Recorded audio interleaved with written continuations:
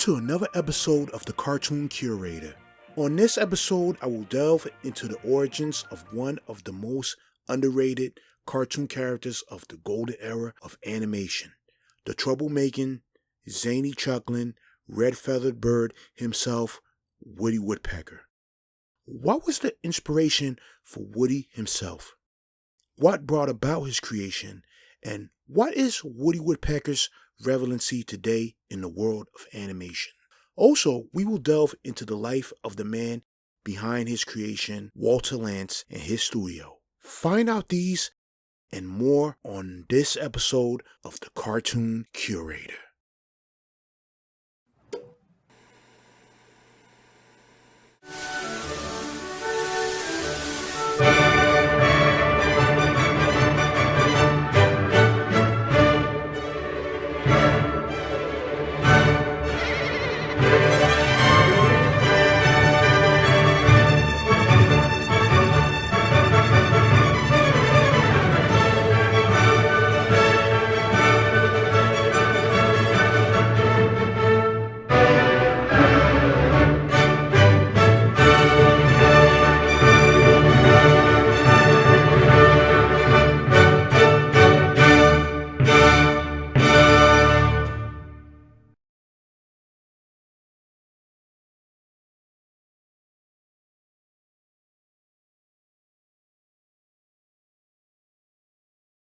The year is 1899, and it's the turn of the century. This is a time of great prosperity for those seeking the American dream. In the quaint town of New Rochelle, New York, an Italian immigrated couple would give birth to a child who would go on to have great ambition.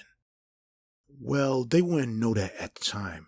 They would go on to name him Walter Lantz. Growing up, Walter was a kid who had an active imagination. And like all kids, they were trying to find out what they wanted to be when they grew up. Fortunately, this revelation would reveal itself to him at the age of 12 when he completed a mail-order drawing art class. He had found his passion for art that day and kept drawing. He drew so much he would draw everywhere, including where he worked at, an auto mechanic shop. One day, a customer by the name of Fred Kafka would see something he drew on the garage's bulletin board and approached him with a proposition. Eager to pursue his passion, he took Mr. Kafka's offer to send him to an institution named the Art Students of New York, and also helped him land a job as a copyboy at the New York American. He would work in the morning and go to school at night. Mind you, this was all at the age of 12. Times were definitely different back then. But on the other hand, Kafka seen something in this kid. And you better believe that the higher-ups at the newspaper seen something in him too. Because at the age of 16, he would move up the ranks and started to work in the paper's animation department. But it would be in 1922 where he would get the biggest shot of his young life. He would be given a directing position at the John R. Bray Studios. Yes, the same John R. Bray who would give Max Fleischer his start 5 years prior, where he would go on to help on cartoons such as The Katzenjammer Kids, Mutt and Jeff, and Happy Hooligan. On top of that, he would also create and work on Pete the Pup and Dinky Doodle. His hard work at the studio would move him up to the head of production after George Vernon Stallings, whom he created the Colonel He's a Liar shorts with. Success had found a young Walter, but he wanted to set his sights on bigger pastures. In 1927, Walter would move to Hollywood, where he used his know-how to navigate his way to another gig. A gig that would set him up to a future where the world of animation would never be the same again.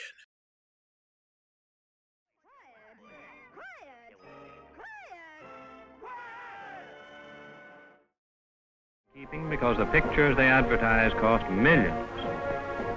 The first celebrity we see is Bessie Love. Just like everyone who comes to Hollywood, they must endure everything to get to the top, and Walter was no different. His ambition led him to gag writing on Mack Sennett's comedies and working with the famous director Frank Capra as well.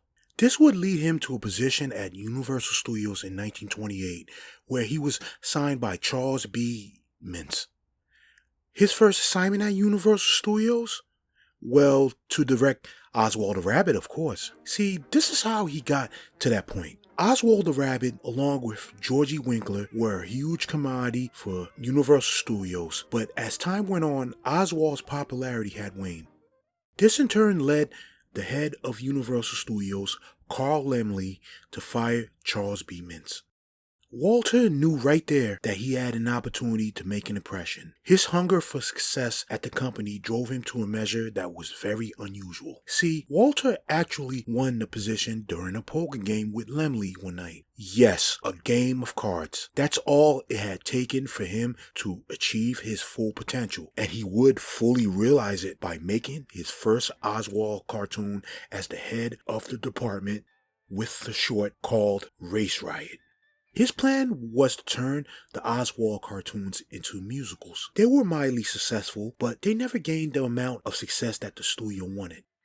Once again, Oswald's popularity had declined by the mid to late 1930s. Carl Laemmle would lose his position in the company by 1936, and John Cheever Caldwin took the reins.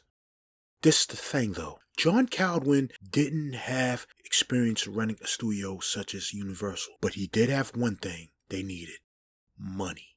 See, John Caldwin was a very well-known financier at the time. Being a man who loved to seize the opportunity when he seen it, Walter used Caldwin's inexperience to his advantage. He approached him about starting his own independent studio. Caldwin agreed to it, and Walter Lantz Studios was born in 1935. Walter started to leave Oswald behind as he started to create other characters that could take his place. He would finally find Oswald's replacement in 1939 with Andy Panda in the short Life Begins for Andy Panda. With Andy Panda being a suitable replacement, it seemed Walter Lantz had finally found the success that he wanted, but the unlikely appearance of one character would cement him to the future of animation.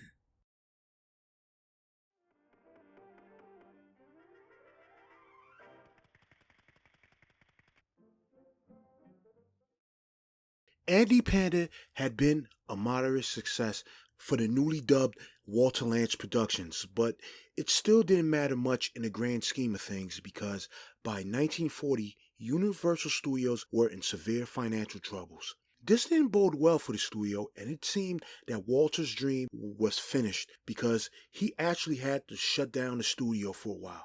During the time of its closure, he was working on a fourth Andy Panda cartoon independent.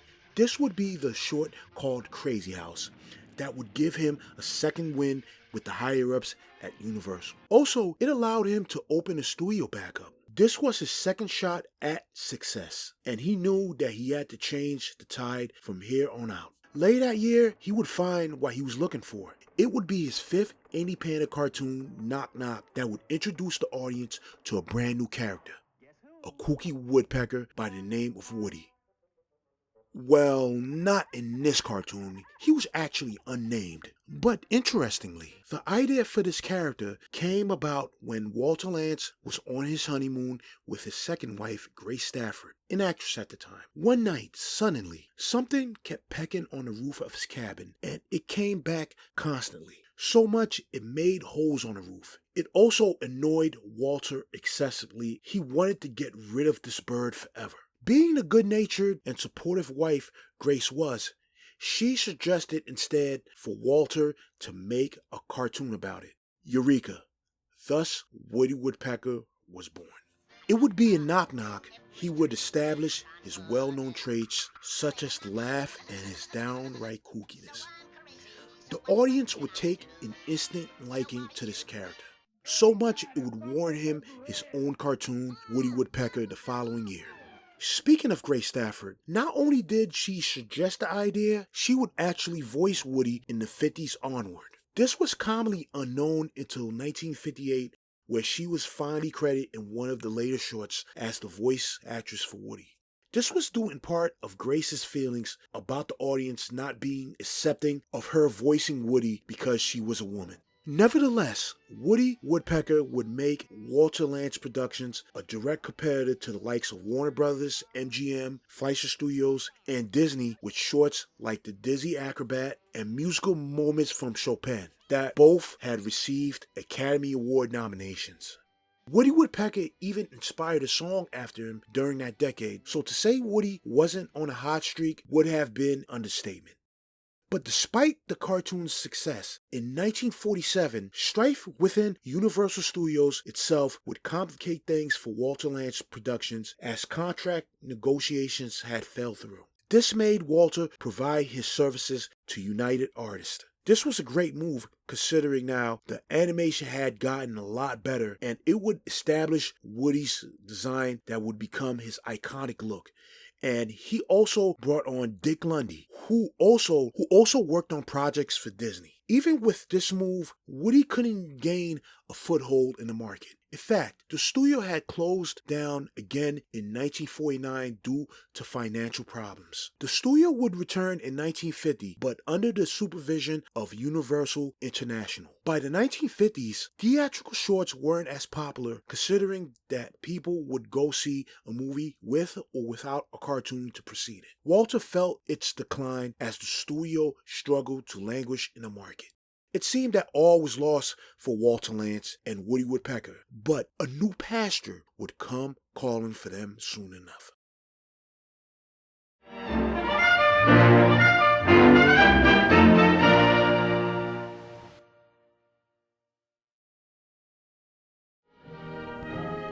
A dynamic industry employs... By the late 1950s, animation had started to gain attraction on a new plateau: television.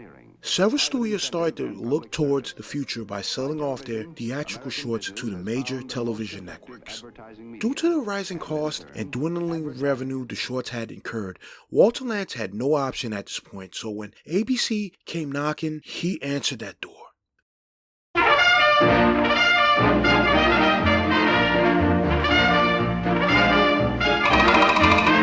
Guess who?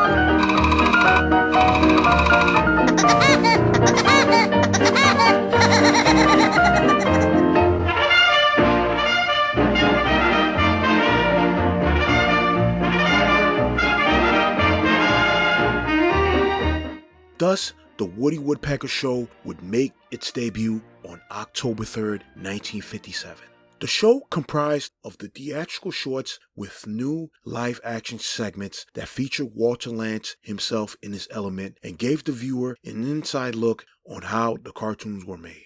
The show also comprised of shorts that starred characters he had previously made, such as Chilly Willy and Inspector Willoughby. Unfortunately, the show only initially lasted a season, but it languished in syndication until 1966, where it would come back to television, but on NBC in 1970, where an additional 24 episodes were made. See, in between that time, shorts were still being made, but just as I mentioned before in the previous episode, there was a strict stance on violence in cartoons by this time. So gone was the Woody who was the wisecracking instigator that was wild and crazy, in favor of a Woody who tried to do the opposite and actually do some good. The show would appear off and on during that whole decade until it was finally put to pasture in 1977. What you may not know is that the Woody Woodpecker Show had another iteration. Guess who?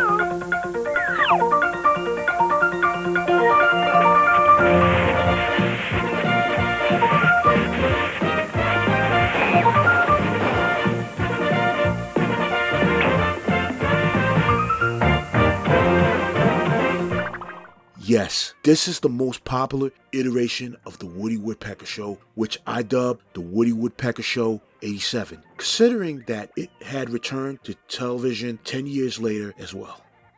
But this time out, it was entirely in syndication. The show was different in many ways, but very similar altogether. Gone were the Walter Lantz live action segments, around the world segments, and newsreels. In its place were commercial bumpers, musical miniatures which were montages of various shorts set to music, and a brand new intro sequence. As for the cartoons themselves, they were entirely unchanged from the previous iteration. Except for the format of the show, which featured two Woody Woodpecker cartoons with a Chilly Willy or an Inspector Willoughby cartoon sandwiched in between, which made a total of 3 cartoons per episode. This iteration of the show would run in syndication up until 1998. But just like Woody's never-ending urge to never go away, he would come back to TV with the new Woody Woodpecker show on Fox Kids. Mind you, this was 1999 and the airways were dominated by edgier cartoons that pushed the envelope further than it had before. But just like Animaniacs, Garfield and Friends, and Tiny Toon Adventures, they proved that there was still a place for traditional style animation. In this iteration, as a homage to the older cartoons, they went back to his older look, but his personality was very different as he was portrayed as a city dweller who had a knack for being lazy or being a freeloader. Despite that, he still had the charm of the original iteration, and being voiced by Billy West himself just added to the appeal of the show. The show had lasted 3 seasons and produced 53 episodes in total. But once again, Woody Woodpecker was gone from television once more. But little did we know, Woody would come back to his old stomping grounds for one last shot at stardom.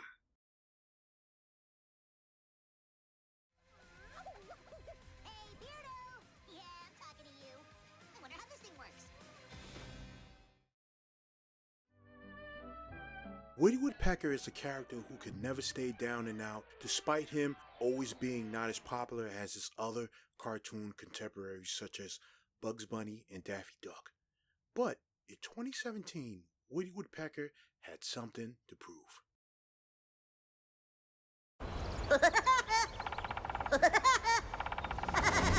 Remember me? Yes, he made his way back to theaters again in South America. See, the audience for this film was intended for South America, particularly Brazil. This was due to Woody still being a popular character over there. The movie would only get a straight-to-video release in North America, unfortunately.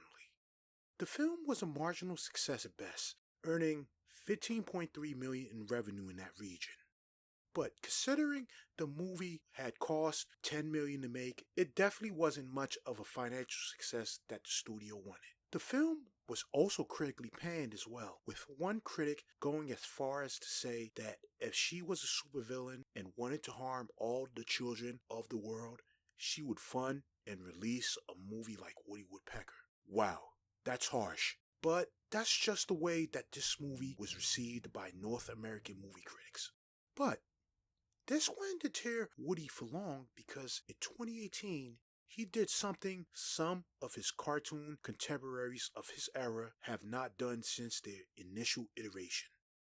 He transitioned his way back into the new era of animation. He made his return to YouTube of all places with a new series titled Woody Woodpecker, of course.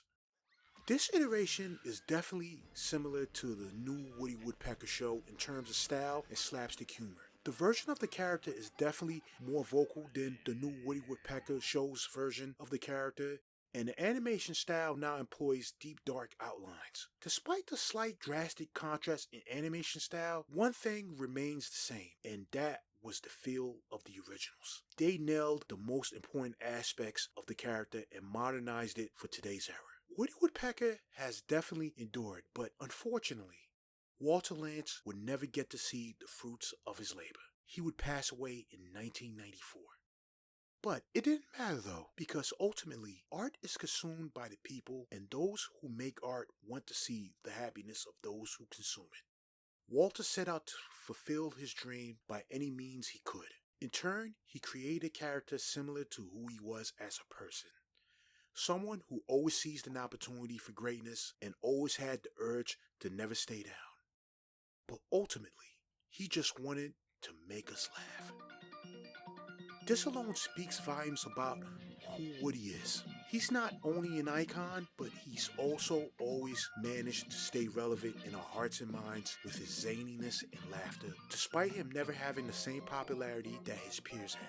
When you think of a cartoon character that embodies the essence of what a cartoon should be, Woody is that character that comes to mind. See, The past is always being reborn, and fortunately, like all things that stood the test of time, Woody is there for this future generation.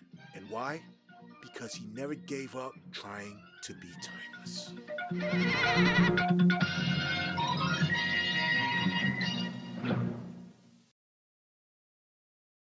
Thank you so much for watching another episode of The Cartoon Curator. I appreciate it so much, from the bottom of my heart. I would greatly appreciate it more if you pressed that thumbs up and subscribe to the channel. It lets me know that you like the content, and I want to continue curating the animation experience for you guys.